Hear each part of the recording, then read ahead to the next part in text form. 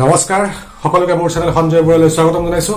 আজি আপোনালোকক এই ভিডিঅ'টোৰ জৰিয়তে দেখাম এটা শৰ্ট ফেক্ট, ক্ৰিকেটিং ফেক্ট। তেনেহ'লে আহক ভিডিঅ'টোলৈ আগবাঢ়ো। আমাক যদি কোনোবাই প্ৰশ্ন কৰে যে ক্ৰিকেট খেল বৰষুণত কিয় খেলা নহয়, তেতিয়া হয়তো আমাৰ মনত এটাই উত্তৰ থাকিব, সেইটো হ'ল পিটছ, ক্ৰিকেট পিটছ। হয়, ক্ৰিকেট পিটছত বৰষুণ পৰিলে ক্ৰিকেট পিটছখন ক্ষয়ক্ষতি হয় আৰু বলৰ ছুইঙত প্ৰভাৱ পৰে, যাৰ ফলত খেল বাধাপ্ৰাপ্ত হয়। কিন্তু আপোনালোকে জানেনে যে আগৰ দিনত বৰষুণতো ক্ৰিকেট খেল হৈছিল, কিন্তু এতিয়া নহয়। আনহাতে আপোনালোকে মন কৰেনে যে ক্ৰিকেটৰ বাদে আৰু কেইটামান খেল আছে, তাতো বৰষুণ দিলে খেল স্থগিত ৰখা হয়? সেইকেইটা হ'ল লং টেনিছ, বেছবল আদি। কিন্তু ফুটবল, ৰাগবী আদি খেলবোৰ মন কৰিবচোন, খেলি থকাৰ সময়ত বৰষুণ আহিলেও খেল চলিয়ে থাকে। ইয়াৰ কাৰণ যদি আমি জানিব বিচাৰোঁ, তেন্তে ইয়াৰ আঁৰতো বহুকেইটা চাইণ্টিফিক ফেক্ট আছে।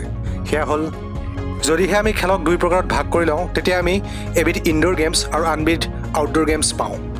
ইনডোৰ মানে গৃহ মাধ্যম, অৰ্থাৎ ষ্টেডিয়ামখনৰ চাৰিওফালৰ লগতে ওপৰফালেও আৱৰণ থাকে, য'ত বৰষুণৰ পানী সোমাব নোৱাৰে, যেনে বেডমিণ্টন, ভলীবল আদিবোৰ খেলৰ ষ্টেডিয়াম। আনহাতে আউটডোৰ মানে মুকলি আকাশৰ তলত খেলা খেল, যেনে ক্ৰিকেট, ফুটবল, ৰাগবী, বেছবল, লং টেনিছ ইত্যাদি।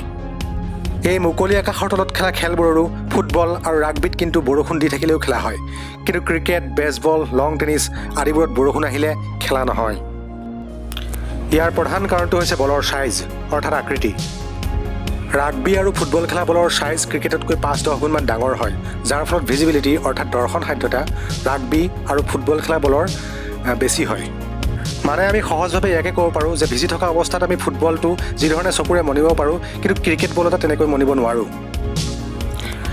22 গজ দূৰত্বৰ পৰা নিক্ষেপ কৰা ক্ৰিকেট বলটো বৰষুণত বেটছমেনৰ পক্ষে দেখাটো অসুবিধাজনক।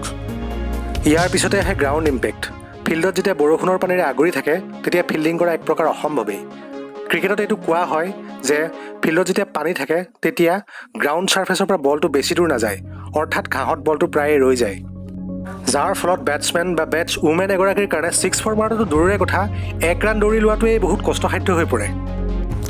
তৃতীয়তে আহে ইঞ্জৰী অৰ্থাৎ আঘাতৰ সমস্যা।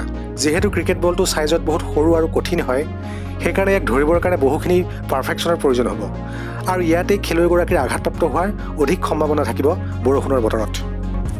চতুৰ্থতে আমি যদি ফুটবলৰ কথা কওঁ, ফুটবল খুব কম সময়ৰ খেল। ফুটবল 1.5 ঘণ্টাতে সমাপ্ত হয়, কিন্তু ক্ৰিকেটত সেয়া নহয়। ক্ৰিকেটত যদি T20ও খেলা হয়, তেতিয়াও খেল শেষ কৰিবলৈ কমেও 3 ঘণ্টা 3.5 ঘণ্টা লাগি যায়, আৰু ODI হ'লেতো 8 ঘণ্টাই লাগি যায়।